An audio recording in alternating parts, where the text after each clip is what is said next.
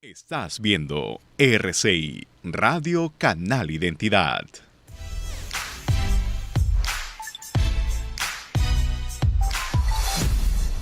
Estamos buenos días, bienvenidos a Ni con Dios ni con el Diablo.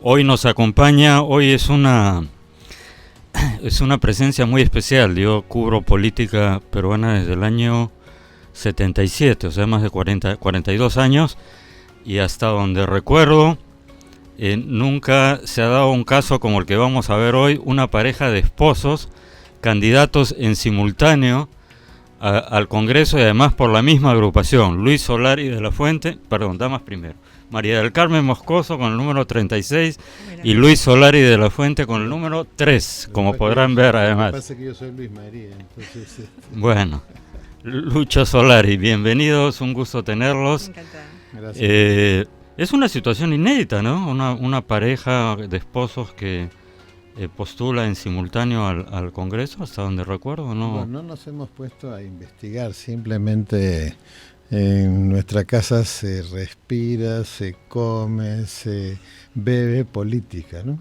Todo el tiempo. Al extremo que en el momento de la caída de la dictadura, y ya al principio, no había celular Viper, ¿no? Entonces, todo el día a veces yo estaba en Consejo de Ministros y ella me alimentaba por el Viper Cos, y yo decía cosas en el Consejo de que estaban pasando, pero que nadie sabía que estaban pasando.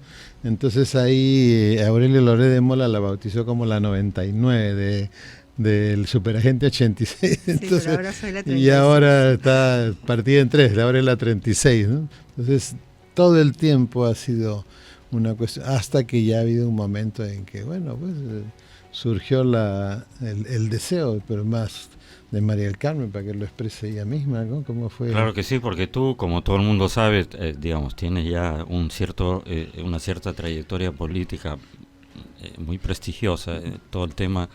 La dictadura, me imagino que estás refiriéndote al gobierno de Alberto Fujimori. Claro, cuando cae, yo estaba secretario general del partido político que claro, ganó la elección. Tú has estado en la época dura de la batalla, claro, contra el Fujimorismo, con Perú Posible. Has sido presidente del Consejo de Ministros, has sido ministro de Salud 5 meses, más o menos. 5 meses, porque me boché pues una licitación que estaba que olía mal. Media trucha. María del Carmen, ¿es tu primera incursión en política? Sí, realmente, ¿no? Una decisión, ¿no?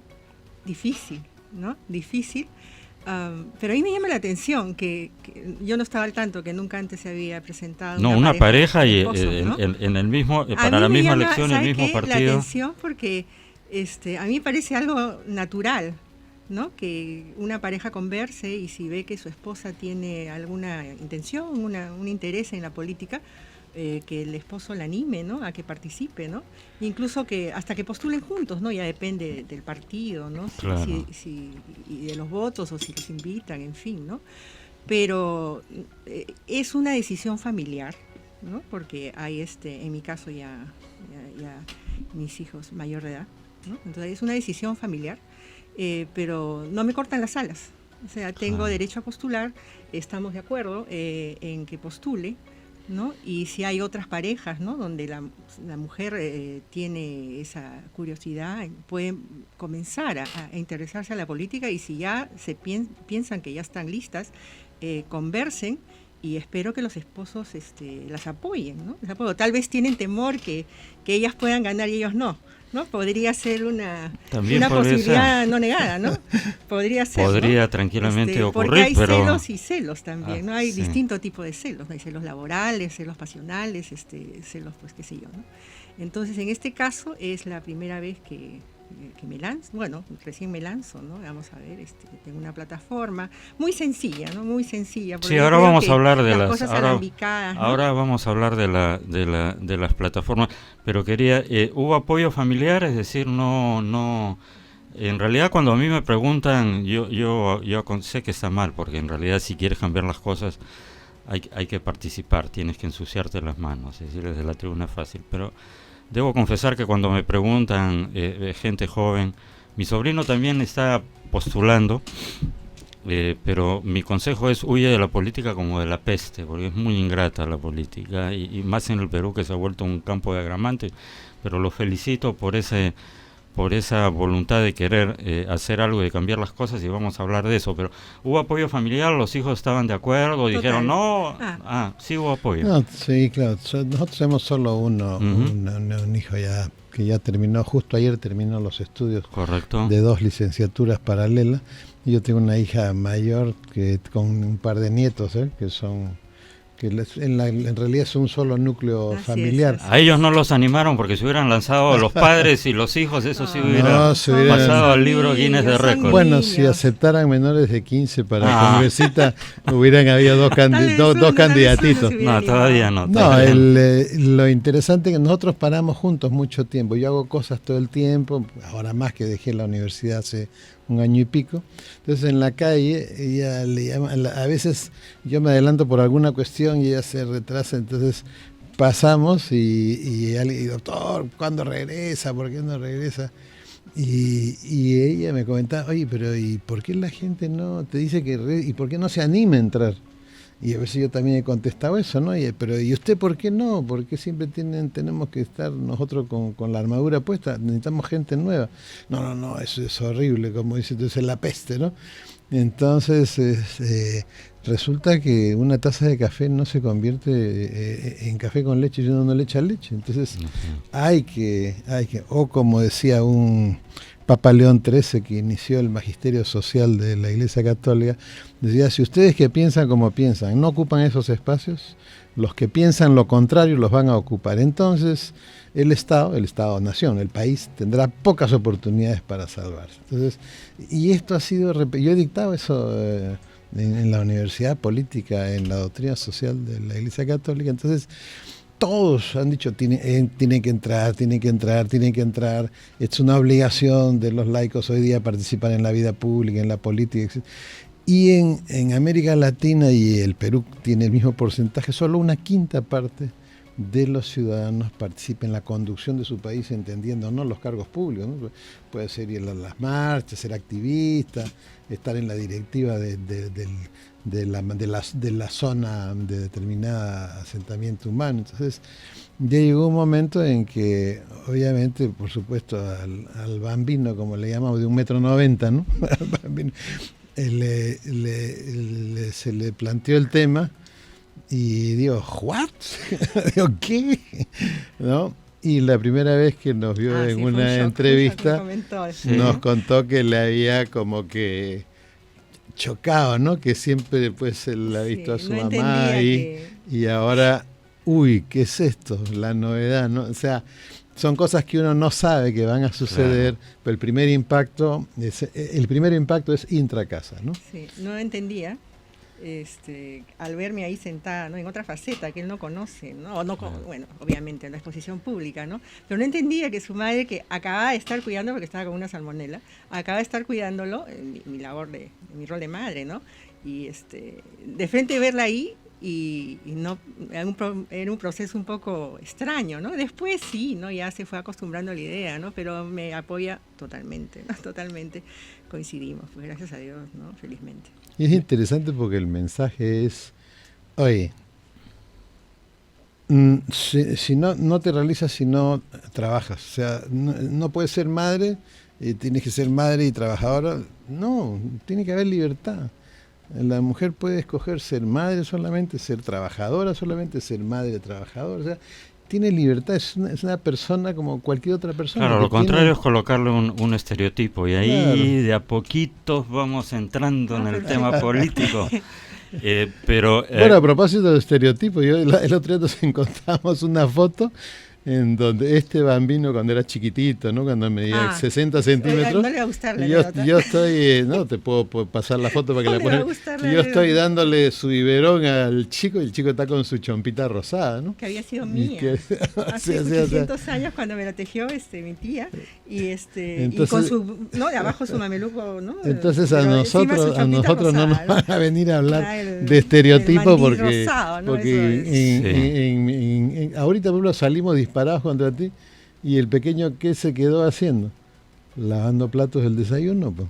O sea, ahí a nosotros no nos van a venir con el cuento de los estereotipos, porque una persona tiene el deber y el derecho de hacer todo sin excepción, todas las tareas que hay que hacer. Hay que estar preparado para todo. Hay que estar preparado para acá, todo. Después viene acá, tiene que saber hacer todo, ¿no? Completamente de acuerdo, completamente de acuerdo. Yo era el que arreglaba la máquina de coser de mi mamá, así, y que a veces cuando engordaba, anchaba mi pantalón y cuando... Claro, el feminismo, al contrario de lo que se cree, en realidad degrada el rol de la mujer porque la quiere encasillar en determinadas cosas. Pero en fin, quizás no nos dé el tiempo para hablar de eso. Pero mencionaste a un sumo pontífice, mencionaste el tema de la iglesia.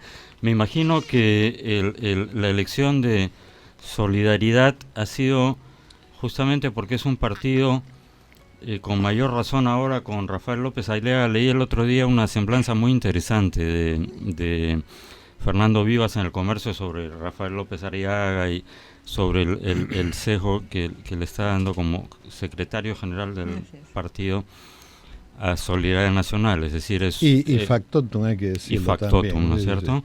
Él es autónomo 100%. Liberal en lo económico y conservador, por ponerle un membrete, que pro vida y pro familia en todo lo demás, ¿no? Que es más o menos el 98% del pueblo peruano.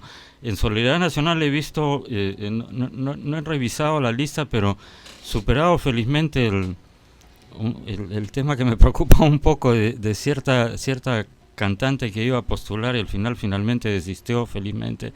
Veo que es una lista bastante homogénea. Estuvo aquí Luciano Reboredo hace una semana, competencia de ustedes, sana competencia, pero del partido. Entonces veo que hay, digamos, una coherencia en los candidatos que integran la lista, y eso es muy importante.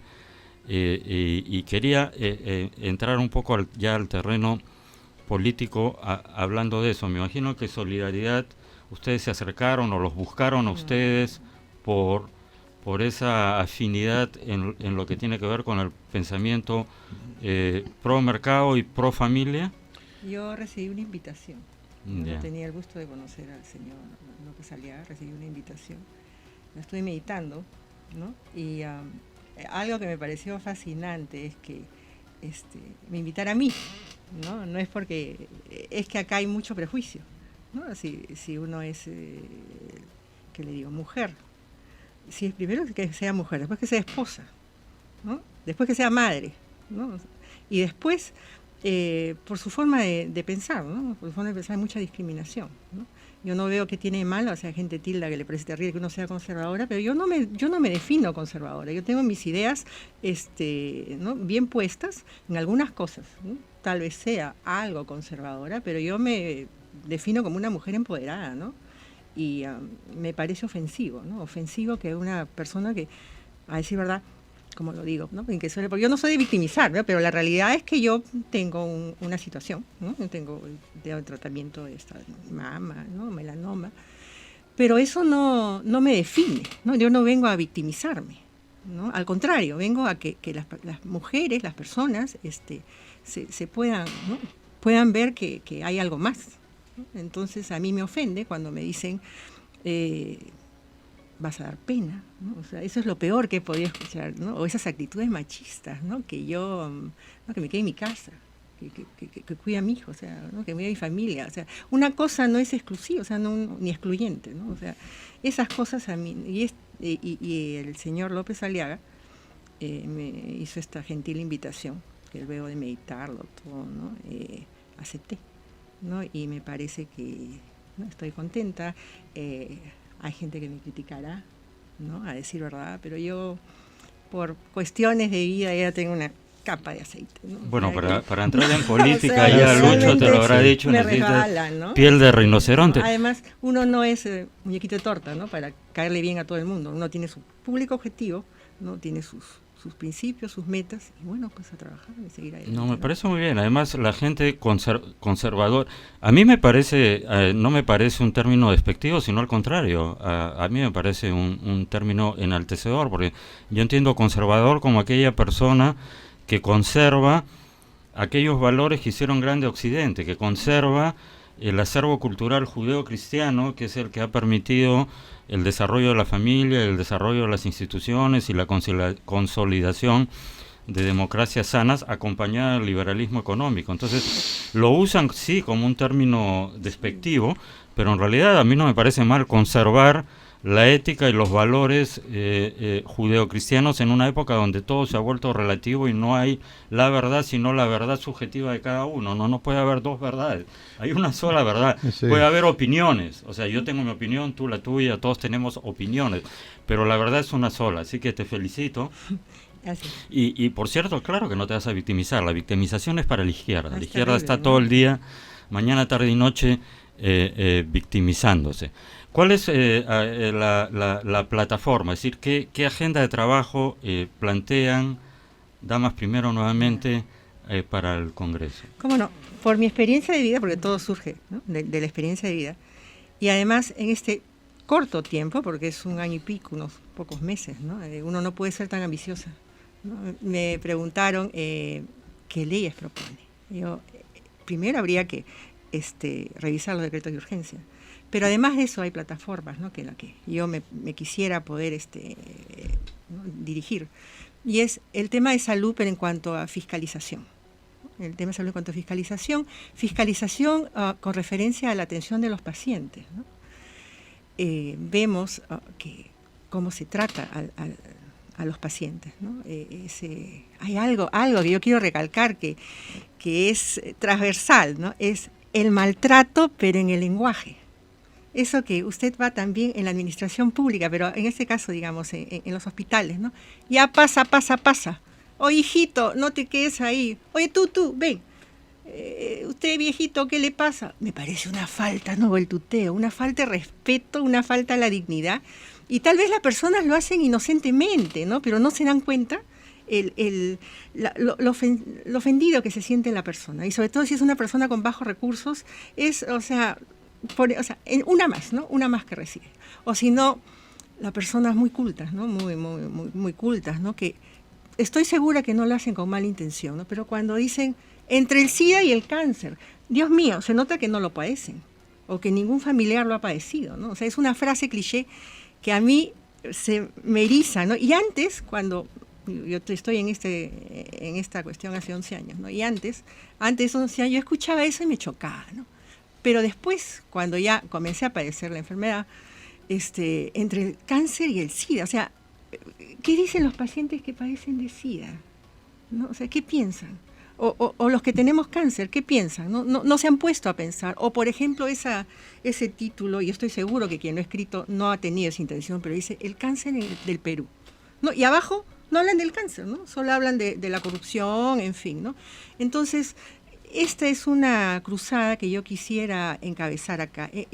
Mire, ahora hay una campaña mundial sobre eso. Yo antes ya lo había estado meditando, me parecía poca cosa, ¿no? Pero no es poca cosa. Es una cuestión así como el cinturón de seguridad, ¿no? Que al principio nadie hacía caso, pero después y ahora todo. Yo quisiera que se cambie el lenguaje, que se atienda a las personas en general, pero sobre todo a los pacientes, a los ancianos, ¿no? Con respeto, ¿no? O sea, que se pongan en el lugar del otro. Aparte de eso, por ejemplo, la parte de la inmunidad parlamentaria, ¿no? Que es un tema ajeno, ¿no? Porque no solo, ¿no? Es un tema ajeno a esto, pero a mí escucho y me llama la atención que muy suelto de hueso dicen, ¿no? Hay que eliminar la inmunidad porque es políticamente correcto, ¿no? Claro. O sea, eso gana votos, está de moda, ¿no? Sí. Pero no se ponen a pensar lo que significa la inmunidad parlamentaria, ¿no? El día de mañana, ¿no? Los congresistas, esos mismos que piden, ¿no? Parece que no quisieran investigar, porque si usted no tiene la inmunidad, que es como un paraguas que lo protege ante cualquier ataque de las personas que usted está investigando, ¿qué va a hacer? A media o sea, solo para que tenga en el récord, ¿no? De quién hace más leyes. Entonces la inmunidad solo para fiscalización, ¿no? Exclusivamente para fiscalización, pero no para los delitos previos, ni delitos penales, ni mucho menos. Claro, alguien lo planteó, completamente de acuerdo, alguien lo planteó aquí, que debería haber inmunidad en tanto un congresista está en una comisión investigadora. Claro. Entonces, obviamente puede estar sujeto a presiones, represalias, emboscadas, familia, y más en... No solo eso, tú agarras y pides un camarógrafo al Congreso y te vas pues al INEM con tu cámara a tomarle declaraciones a los pacientes que están ahí y tú o comienzas a chancar a la farmacéutica que importan porquerías y se las venden a la gente como productos de mala calidad. Y te pueden demandar. No, ¿cuál demandar? Nadie te va a demandar. Te hacen una operación de medios, contratan a un paquete de comunicadores y te arman una denuncia, te arman esto, te investigan todo.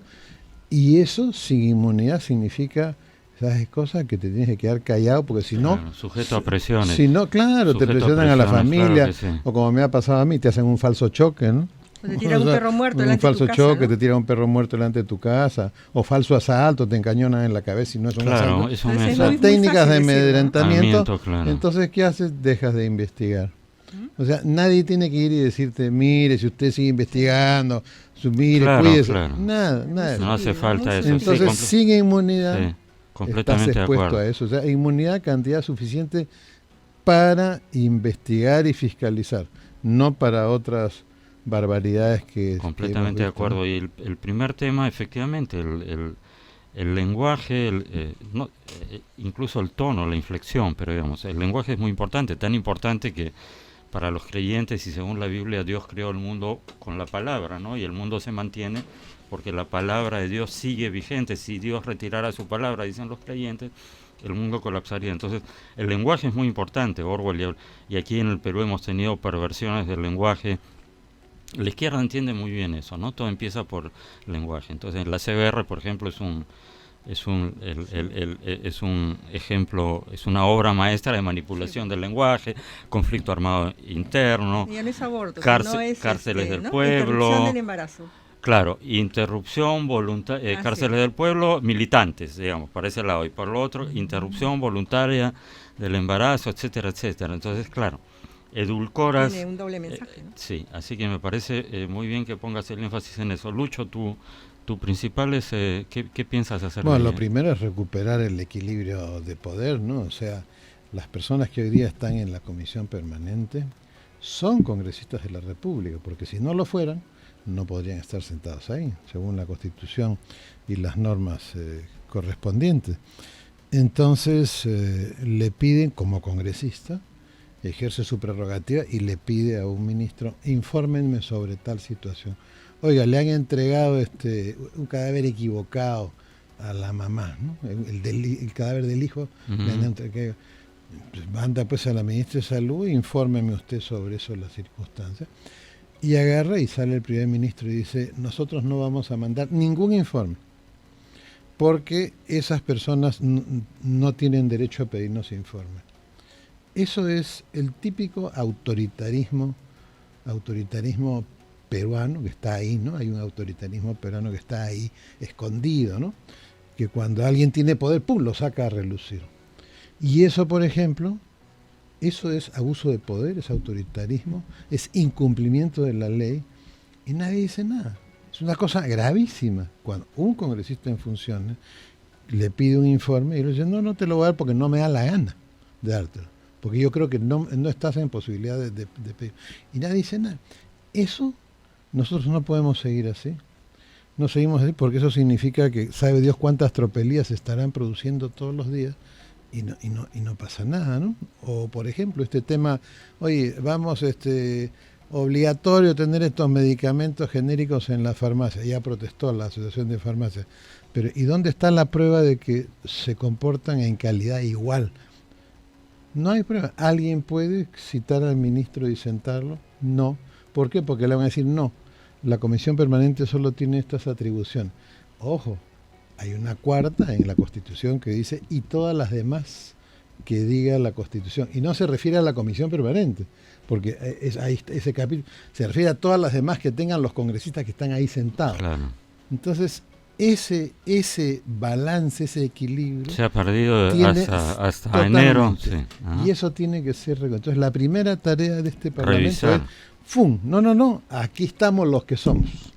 A ver, vuélveme a contestar que no puedes informarme por qué se entrega un cadáver o por qué hay tantos pacientes con dengue en Madre de Dios y no en Piura o Tumbes. Tienes que explicarme, porque para eso me ha elegido la gente. Me ha elegido para que yo te fiscalice de si tú estás haciendo bien tu trabajo no. Oye, mira, el presupuesto de la reconstrucción son tantos millones y solamente de cada 100 soles has utilizado 13, ¿no? Para no usar los porcentajes que marean a la gente. De cada 100 soles has utilizado 13, van en todo el año. ¿No? Dime por qué. Y si no me puedes explicar por qué, tienes que irte a tu casa. Casualmente los congresos se crearon en el mundo para fiscalizar el uso de los impuestos por parte del rey. Y no fue en Inglaterra, fue en España, para entrar a zanjar ese debate. Entonces aquí tienes, para mí eso es lo primero, lo más importante de este Parlamento va a ser la función política que va a tener. Recuperar, ¿no?, el equilibrio de poderes. Y obviamente tener una cuestión draconiana, no, un congresista que usa miel para hacer su control político, eso no sirve. Mira, a los congresistas que cuando había reelección, los únicos congresistas reelectos eran los que hacían control político. ¿Que eran quién? Lescano, García Belaúnde, Mulder. ¿Por qué? Porque son duros, es que así tiene que ser. Uno ve, ¿no es cierto?, cuando salen estas sesiones del Parlamento estadounidense o británico, donde se dicen vela verde en la peor forma, porque esto es igual que el partido de fútbol, tú puedes ser cordial en la comisión, todo, pero a la hora que tienes que fiscalizar, tienes que ser draconiano. Fiscalizar, por ejemplo, en corrupción.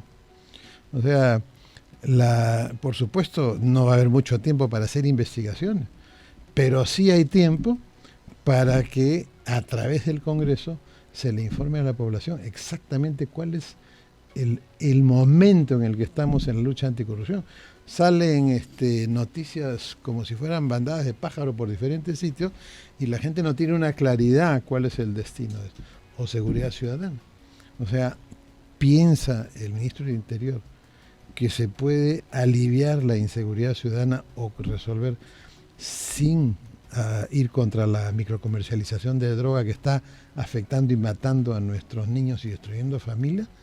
No, entonces hay que sentarlo a ver cuántos kilos de insumos ha usted de droga ha decomisado este mes, que el ministro señor ministro, está usted invitado el primero de cada mes a informar esto.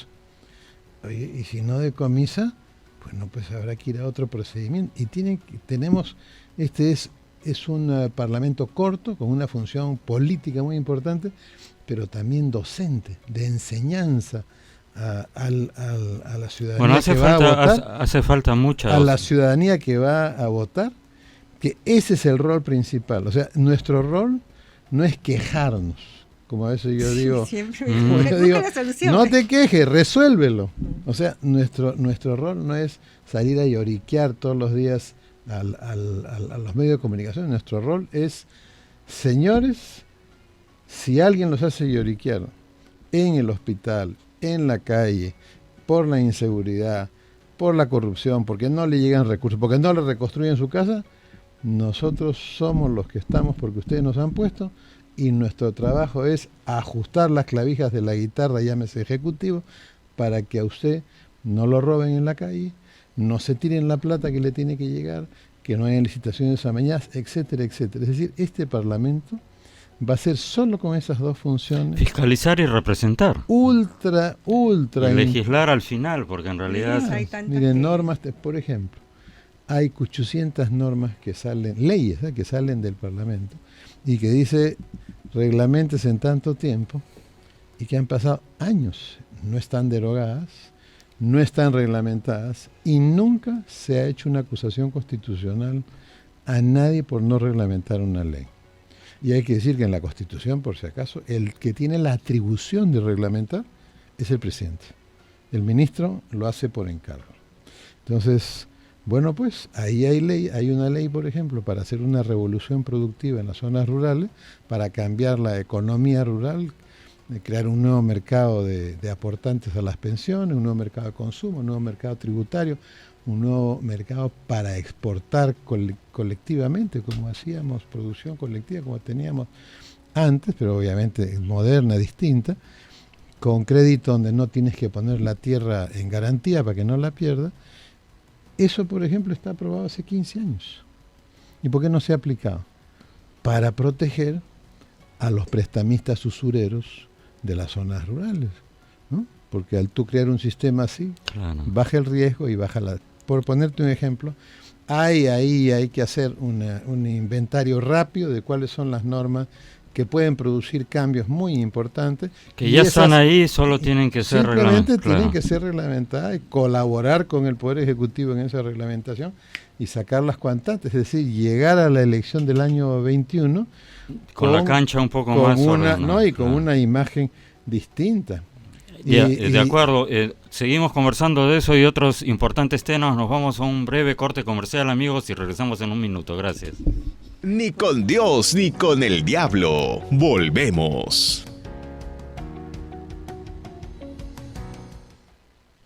Estás viendo RCI, Radio Canal Identidad.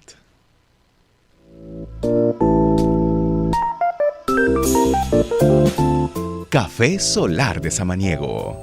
Disfrútalo sin azúcar.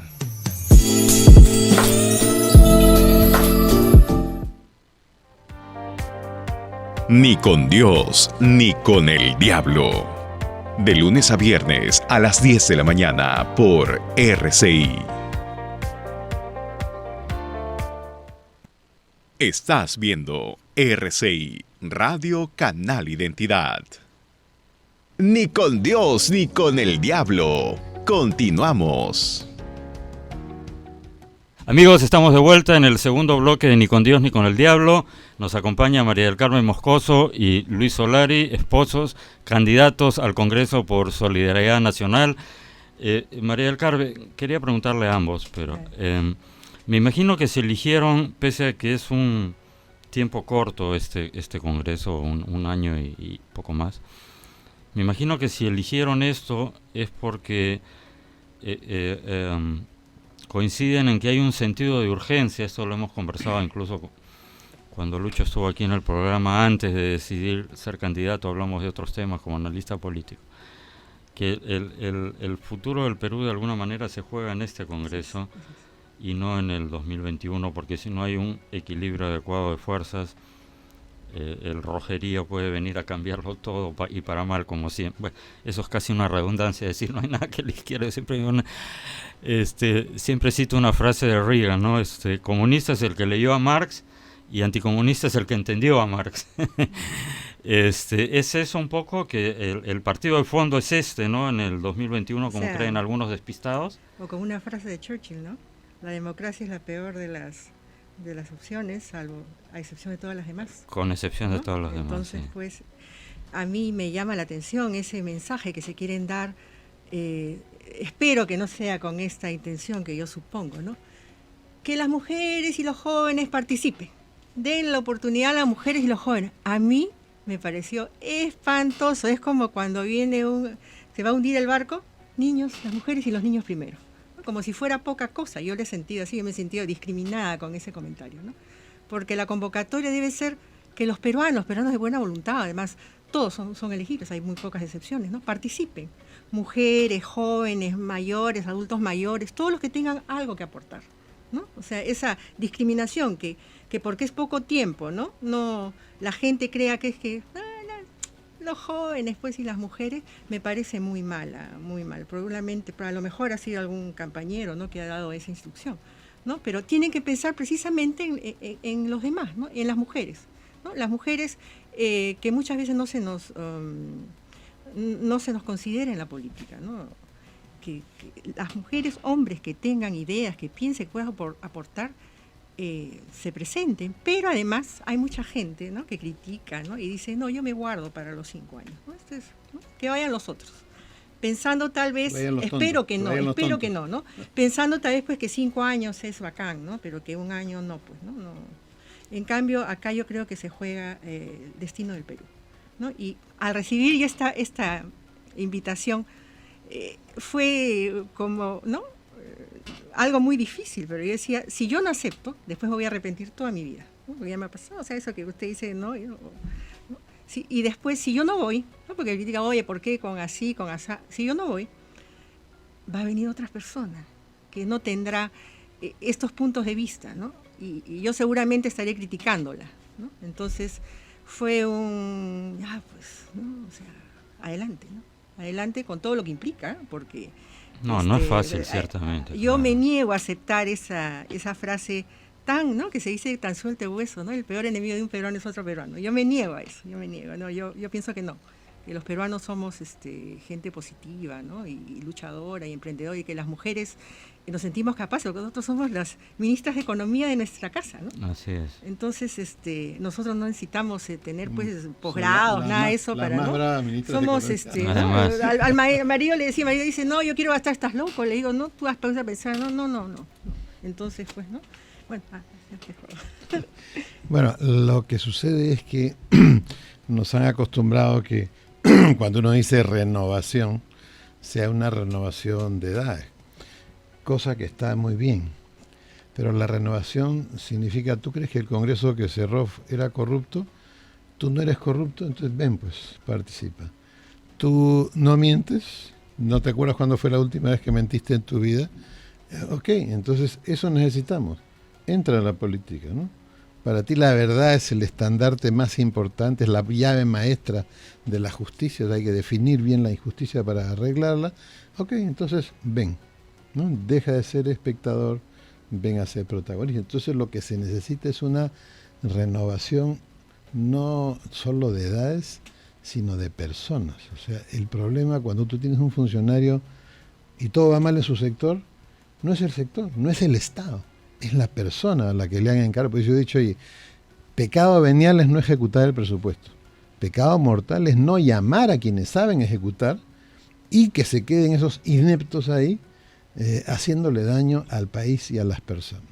Y de allá para allá pues tengo que hacer mi cherry, pues ya para los que ya tenemos canas, como tú, Uri, también. Salió hace poco un artículo en el New England Journal of Medicine, que es la revista más importante de medicina interna en el mundo, la que tiene más que The Lancet. The Lancet es inglesa. Yeah. Tienes The Lancet y el British Medical Journal, son inglesas, y en Estados Unidos está el New England Journal, que es pues es la revista del hospital del Dr. Kildare, esta serie que había, del General Hospital de Massachusetts. No se van a acordar del Dr. Kildare. No, Algunos. Ahora le han quitado el DER, ahora es el Dr. Kill, ¿no? El Dr. Mata, ¿no? El Dr. Kildare es como el Dr. House de hace entonces. 40 años, de hace 50 años. Sí. Y la revista Annals de la Sociedad Americana de Medicina Interna, de la cual soy miembro. Me salió un estudio que encontraba finalmente que la edad más productiva del ser humano, indistintamente si es hombre y mujer, es entre los 60 y los 70 años. Y efectivamente, ¿no? Así es, ¿no? Es una expansión, hay una expansión de la percepción entre los 60 y los 70.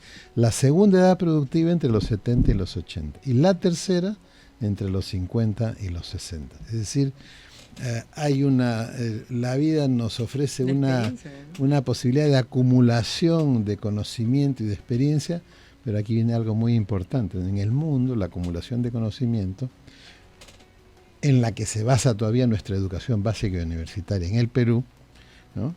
Está siendo sustituida por el cómo usas ese conocimiento. Es decir, el pensamiento analítico, el pensamiento estratégico, hoy día son de las primeras demandas en el hemisferio norte, laborales, ¿no? Y la primera es las relaciones interpersonales. O decir, el pegalón, el que mira de reojo a las chicas del trabajo, eso fuera. No lo quieren en el mundo laboral. Por más que, digamos, en su métier sea un excelente profesional. Reduce la... Y la razón no solamente es moral, reduce la productividad. Claro. ¿No? Entonces, y hoy día, entonces, estas tres edades... Por eso es, perdón, te interrumpo 30 segundos, por eso es que ahora los reclutadores de personal entran a las redes sociales de las personas para ver cómo se comportan. Claro. Porque eso te da una idea de qué tipo de persona es, más allá de los pergaminos de estudios que pueda tener. No solo entran a las redes. Cuando vas a la entrevista de personal, lo vives. Eso es para los muchachos, la gente que nos está viendo. Cuando vas a la entrevista de personal, lo primero que te pregunto hoy día, según todos los manuales de entrevistas, es el análisis del entorno. O sea, dime qué está pasando en el Perú, dime cómo vas a moverte tú en el puesto que te queremos dar en esta situación, y por último, dime por qué te tengo que contratar a ti, no a los otros 99 que voy a entrevistar. Y la razón siempre va a ser que uno tiene que demostrar que no ve una luz al final del túnel, que es el sol de solidaridad, por supuesto, sino que ve lo que está al otro lado del túnel. Y entonces uno es capaz de llevar a la corporación, a la institución, al país, al parlamento, ¿no?, hacia ese lugar que es el lugar que uno puede definir filosóficamente, lo bueno para todos, ¿no? Buscar lo bueno para todos en una negociación yo aplicaba eso. Broncas con los maestros, con los camioneros, terminas amigo, porque no estás buscando lo bueno para ti, tú no eres la patronal, tú eres el Estado que tiene que ser un agente de constructor de la justicia, ¿no? O sea, la política el objetivo central de la política es la justicia, es cambiar el mundo. No es pues esto que acaba de pasar este primer ministro manipulando influencias para que no lo investiguen, ¿no? Eso no es la política. Terrible, sí. Entonces, terrible.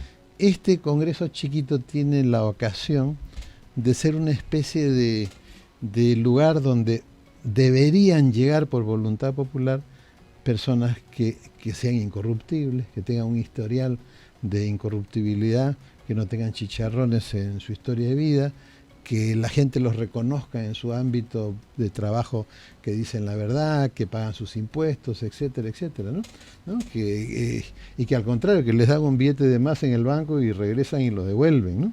No que la cajera cargue con los 10 soles. Claro. Entonces, si nosotros conseguimos ahora, algunos partidos han entendido mal esta situación, ¿no? O sea, ¿cómo puedes meter en una lista, como hemos visto en un partido, gente que tiene sentencias por pegarle a la esposa, a la pareja, ¿no? O sea, ¿qué clase de organizaciones son estas que no pueden tamizar? Por eso yo te agradezco, porque esa es una de las razones por las que aceptamos acompañar a Solidaridad, porque encontramos no un pensamiento único, que eso es el enemigo de la libertad, de la democracia, sino una afinidad de pensamiento, de metas. Una coherencia, una visión del conducta. mundo compartida, ¿no es cierto? Sí, y si alguien tiene duda, acá nosotros los exhibimos, nosotros caminamos con nuestros antecedentes policiales, judiciales, acá están, no vamos a hacer pues como Groucho Marx, oye, si no te gustan mis principios, acá tengo otros. No, si te gustan mis principios y valores, vota por Solidaridad, vota por el 3, vota por el 36, y ¿sabes qué? Y entra, anda, pide mis antecedentes penales, que los puede pedir cualquier persona, anda, pídelo, anda, rebúscame, revísame, levántame la alfombra, ¿no?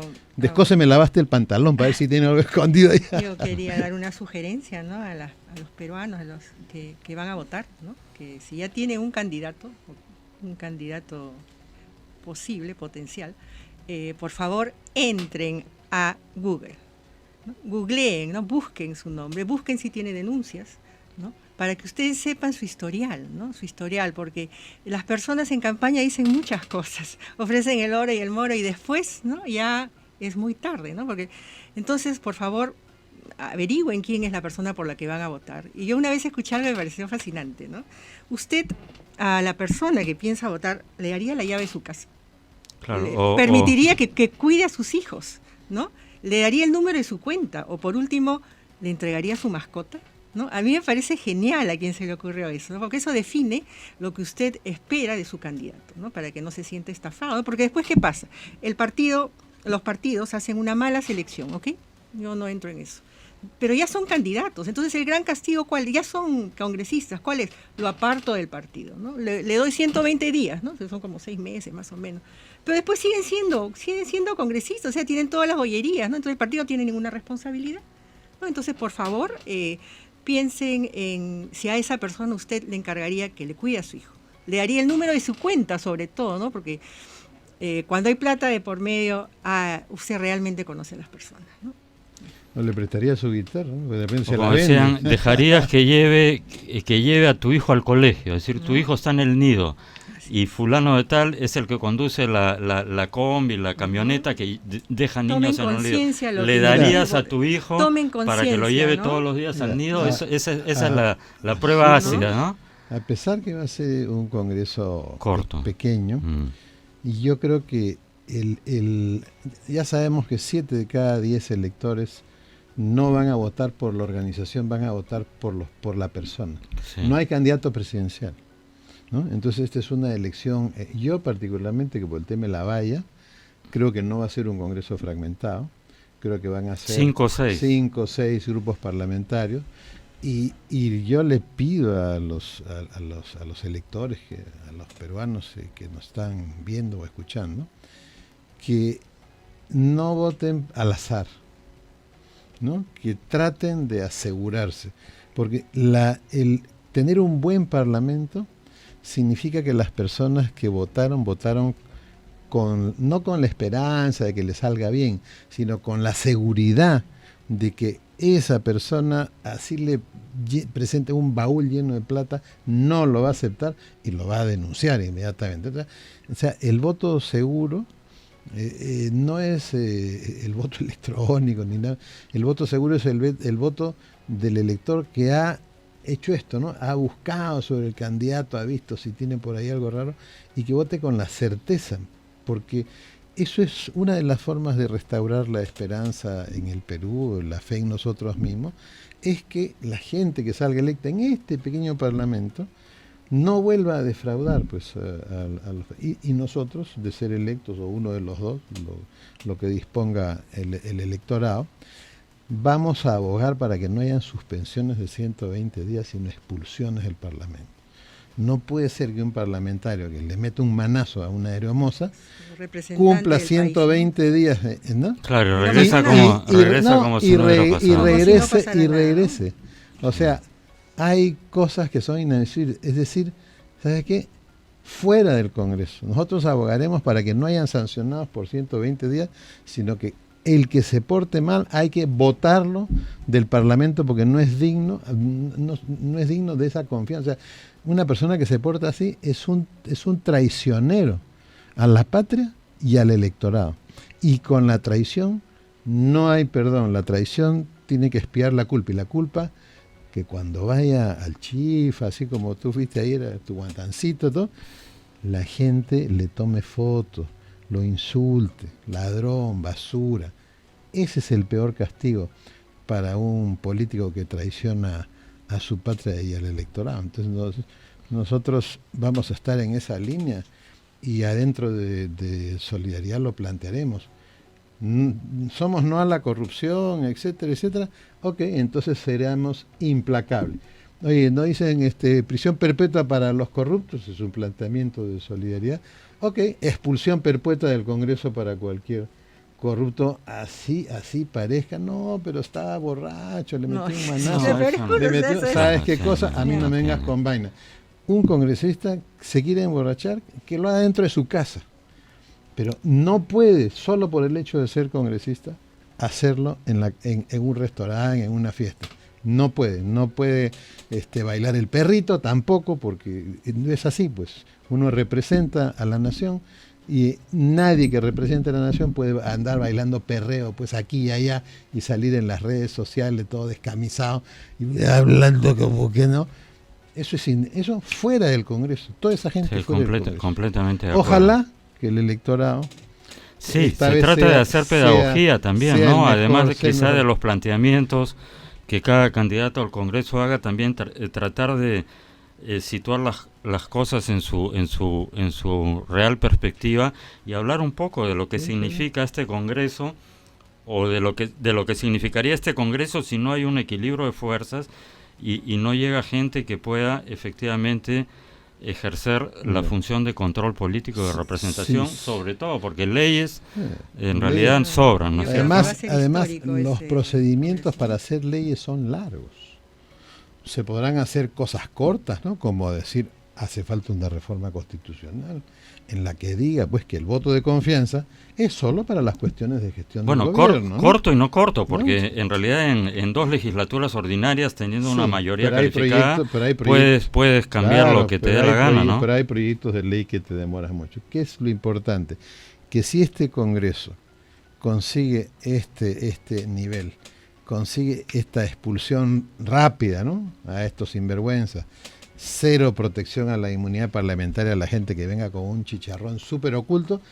Va a cambiar además la imagen que tiene la población del Congreso, ¿no? Pero a mí no me preocupa la imagen. A mí lo que yo quisiera cambiar es que para el año 2021 el país en pleno tenga una mucho mayor exigencia para los partidos, para los que sean electos y para el Congreso en general. Si conseguimos eso, tenemos Santo y garantizado bueno. el siglo XXI. María del Carmen Moscoso con el número 36, Luis Solari de la Fuente con el número 3. Les agradezco muchísimo la presencia aquí. El voto seguro. Marque el sol, escribe el 36 y escribe el 3. Muy bien, les agradezco mucho la presencia y además de todos los interesantísimos conceptos sobre temas políticos e ideológicos sobre que hemos visto aquí. Lucho Solari ha dado la gran noticia, los 60 y los 70 son los nuevos 40. Amigos, gracias, eso es todo por hoy, hasta mañana.